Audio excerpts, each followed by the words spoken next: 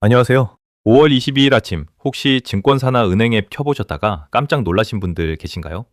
주식시장도 아니고 펀드 하나 가입하겠다고 무려 39만 명이 동시에 몰려드는 초유의 사태가 벌어졌습니다.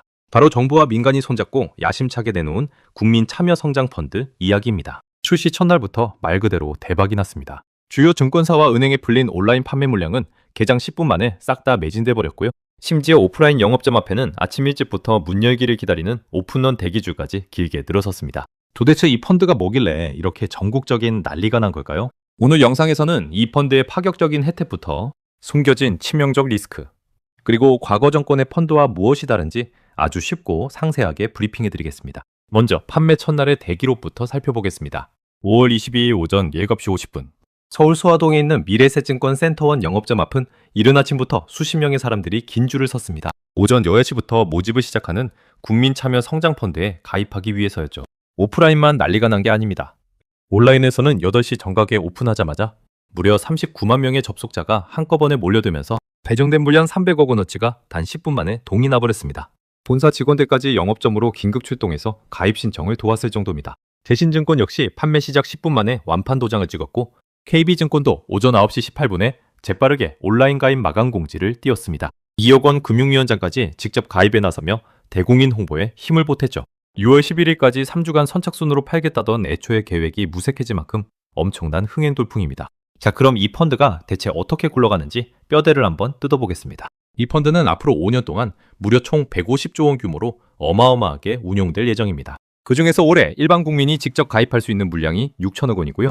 여기에 정부 재정 1,200억 원이 든든하게 더해져서 올해 총 7,200억 원 규모로 굴러가게 됩니다. 가입 구조도 아주 깔끔합니다. 미래에셋, 삼성, KB자산운용 이렇게 세 곳의 대형 운용사에서 공모펀드를 관리하는데요. 국민 여러분은 이 세 곳 중 어디서 가입하든 10개의 자펀드가 투자해서 낸 수익을 똑같이 공유하게 됩니다.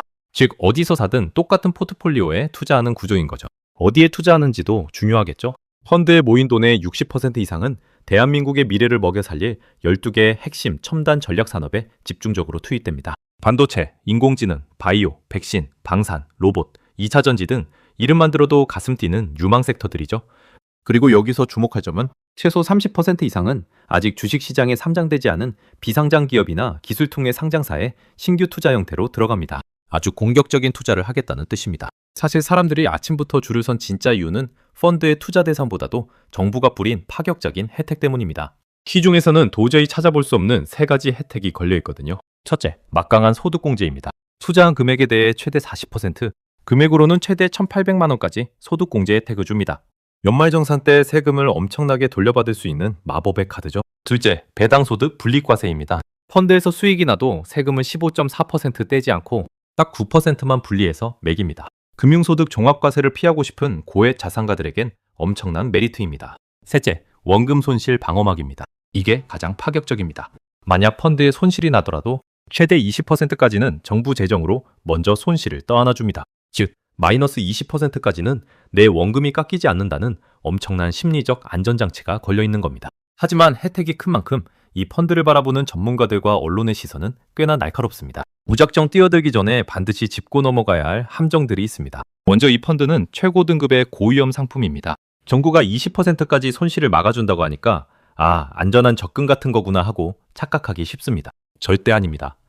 이 상품의 실제 위험 등급은 최고 단계인 1등급 고위험입니다. 앞서 말씀드렸듯 자산의 30% 이상을 비상장사나 코스닥 기술 특례 상장사에 투자합니다. 언제 망할지 모르는 스타트업에 투자하는 만큼 변동성과 유동성 위험이 엄청나게 높습니다. 한국경제사설에서도 정부가 손실을 막아준다는 믿음이 자산운용사들의 묻지마식 투자를 부추기는 도덕적 해이를 낳을 수 있다고 강하게 경고했습니다. 관제펀드의 흑역사도 짚어봐야 합니다. 역대 정권마다 정부가 앞장서서 만든 관제펀드들이 있었지만 끝이 좋은 경우가 거의 없었습니다. 멀리 갈 것도 없이 지난 정부 시절의 뉴딜 펀드를 볼까요? 금융위원회 자료에 따르면 뉴딜 펀드의 연평균 수익률은 고작 2%대에 머물러서 차라리 은행, 예적금에 넣는 게 나았을 정도였고 일부는 마이너스를 기록하며 체면을 구겼습니다. 투자 과정에서의 잡음도 뼈아픕니다. 최근 정부가 국민성장펀드 투자처로 인공지능 스타트업인 업스테이지를 선정하면서 공적 기금 1천억 원을 쏟아부었는데요. 문제는 투자심의위원회에 강력한 반대가 있었음에도 불구하고 확실한 수익률 목표나 투자금 회수 시점도 정하지 않은 채 투자를 강행했다는 비판이 제기되면서 논란이 잦아들지 않고 있습니다. 그렇다면 과거의 뼈아픈 실패작인 뉴딜 펀드와 이번 펀드는 어떻게 다를까요? 핵심만 깔끔하게 비교해드리겠습니다. 총 운용 규모부터 보면 과거 뉴딜 펀드는 약 10조 원 이상이었지만 이번 국민참여성장펀드는 5년 계획으로 무려 150조 원입니다. 연평균 수익률은 과거 뉴딜 펀드가 약 2% 수준으로 실망스러웠고 이번 펀드는 5년 뒤 평가를 받아봐야 알 수 있습니다. 핵심 투자 대상의 경우 과거엔 그린과 디지털 뉴딜 관련주였다면 이번엔 인공지능, 반도체 등 12개 첨단 산업입니다. 시장 방향성과 과거 펀드는 엇박자 논란이 존재했지만 이번 펀드는 글로벌 인공지능 슈퍼사이클과 일치한다는 긍정적 평가를 받습니다. 세제 혜택도 과거엔 미미한 수준이었지만 이번엔 소득공제 40%에 분리과세 9%가 주어지죠. 손실 보전 장치 없이 과거엔 없었지만 이번엔 정부 재정이 20% 우선 부담합니다. 초고위험군인 비상장사 비중은 과거엔 상대적으로 낮았으나 이번엔 30% 이상으로 매우 높습니다. 초기 흥행 성적은 과거엔 평범한 수준이었지만 이번엔 10분 만에 완판되며 오픈런이 발생했습니다. 오늘의 최종 결론을 맺겠습니다.